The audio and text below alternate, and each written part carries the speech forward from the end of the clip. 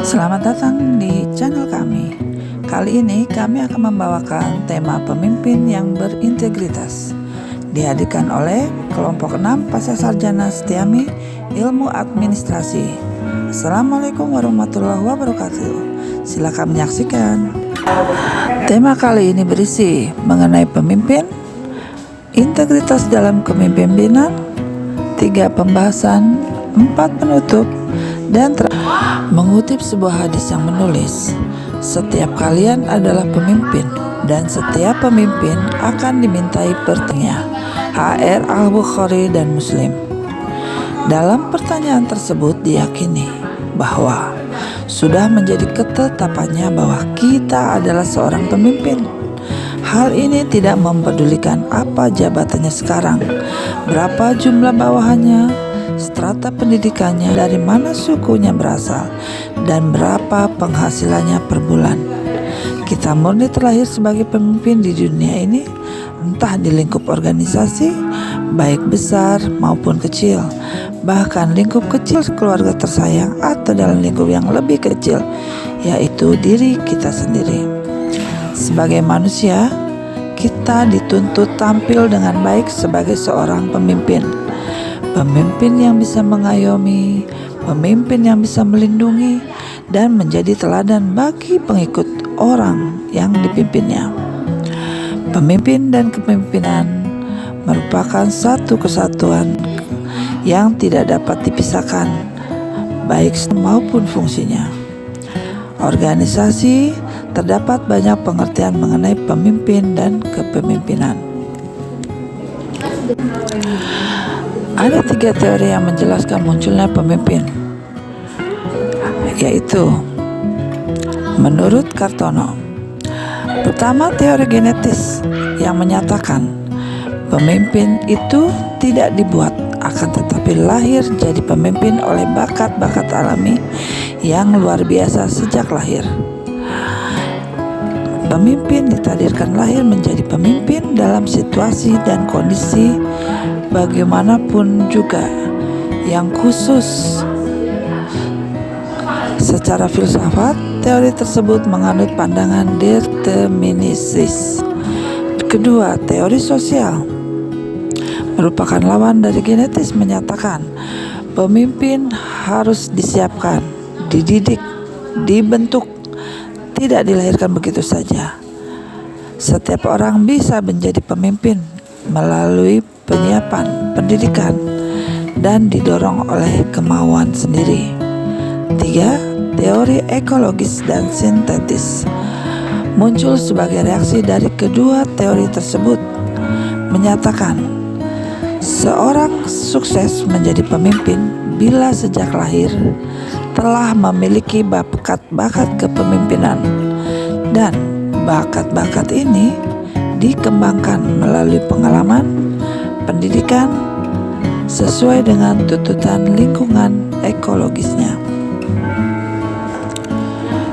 Selanjutnya, menurut Ishak Arif dan Tanjung, bahwa dalam mencapai tujuan sebagaimana telah dikemukakan itu untuk menguasai atau mempengaruhi serta memotivasi orang lain, maka dalam penerapan manajemen sumber daya manusia lazimnya menggunakan 4 macam gaya kepemimpinan, yaitu yang pertama, democratic leadership, atau suatu gaya kepemimpinan yang menitik beratkan kepada kemampuan untuk menciptakan moral dan kemampuan untuk menciptakan kepercayaan.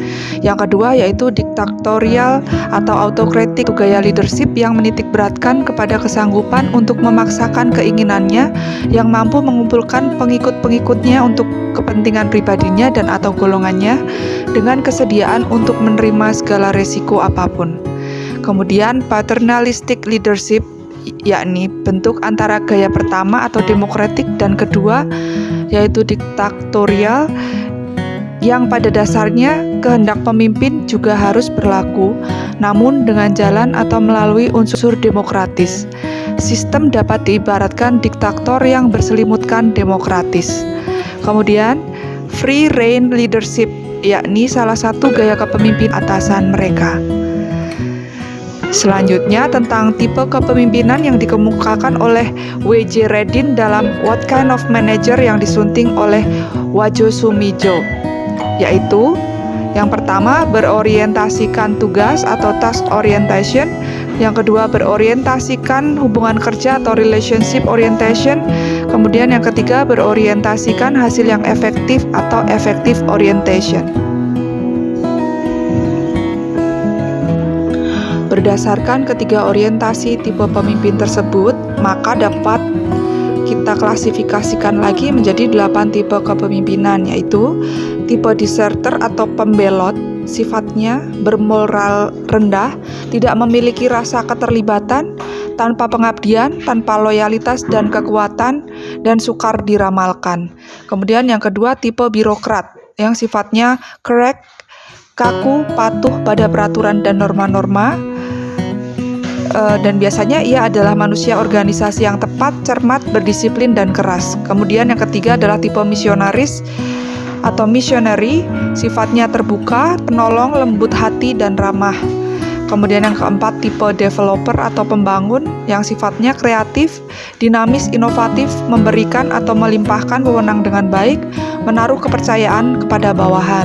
Selanjutnya tipe autokrat, yang sifatnya keras, diktatoris, mau menang sendiri, keras kepala, sombong, bandel.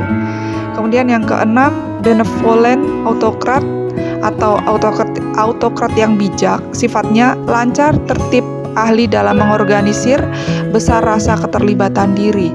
Yang ketujuh tipe compromiser atau kompromis, sifatnya pelintat-pelintut, selalu mengikuti angin tanpa pendirian, tidak mempunyai keputusan, berpandangan pendek dan sempit. Kemudian yang terakhir tipe eksekutif, sifatnya bermutu tinggi, dapat memberikan motivasi yang baik, berpandangan jauh dan tekun. Stephen R. Covey menyebutkan integritas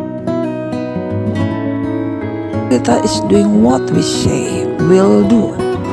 Seorang pemimpin harus dapat bertindak secara konsisten antara kata dan perbuatan. Integritas menjadi karakter kunci bagi seorang pemimpin, dan seorang pemimpin yang mempunyai integritas akan mendapatkan kepercayaan atau trust.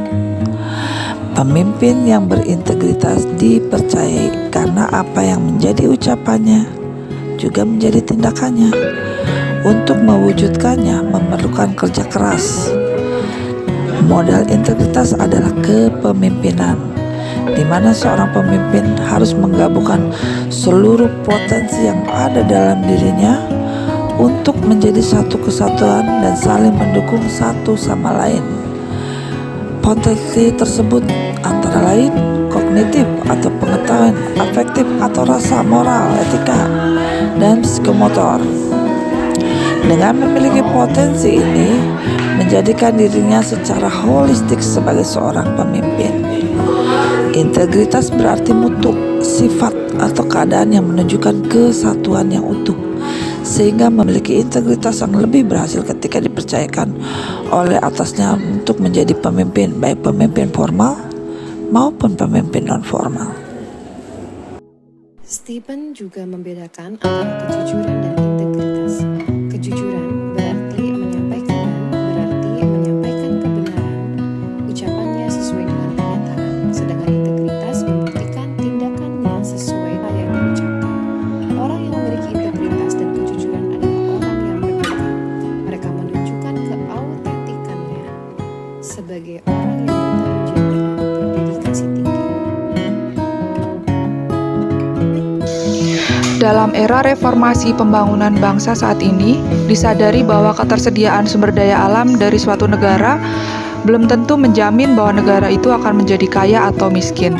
Jepang misalnya mempunyai area yang sangat terbatas di mana daratannya 80% berupa pegunungan dan tidak cukup untuk meningkatkan pertanian dan peternakan. Tetapi saat ini Jepang menjadi raksasa ekonomi nomor 2 di dunia. Di belahan dunia yang lain, Swiss tidak mempunyai perkebunan coklat, tetapi menjadi negara pembuat coklat terbaik di dunia. Negara Swiss sangat kecil, hanya 11% daratannya yang bisa ditanami. Swiss juga mengolah susu dengan kualitas terbaik. Nestle adalah salah satu perusahaan makanan terbesar di dunia yang berasal dari Swiss. Bank-bank di Swiss juga saat ini menjadi bank yang dapat memberikan jaminan keamanan bagi penanam modal di dunia. Maka kita mungkin sependapat bahwa tidak ada perbedaan yang signifikan dalam hal kecerdasan warga negara-negara tersebut. Para imigran yang dinyatakan pemalas di negara asalnya bisa jadi menjadi sumber daya yang sangat produktif di negara-negara maju dan menjadi kaya di Eropa. Suku, agama, ras, atau warna kulit juga bukan merupakan faktor penting. Lalu apa perbedaannya? Perbedaannya adalah pada sikap atau perilaku masyarakatnya yang telah dibentuk sepanjang tahun melalui kebudayaan dan pendidikan. Berdasarkan analisis atas perilaku masyarakat di negara maju, ternyata bahwa mayoritas penduduknya sehari-harinya mengikuti dan mematuhi prinsip-prinsip dasar kehidupan, di mana salah satu dari prinsip dasar itu adalah integritas diri. Seorang pemimpin sudah memiliki integritas,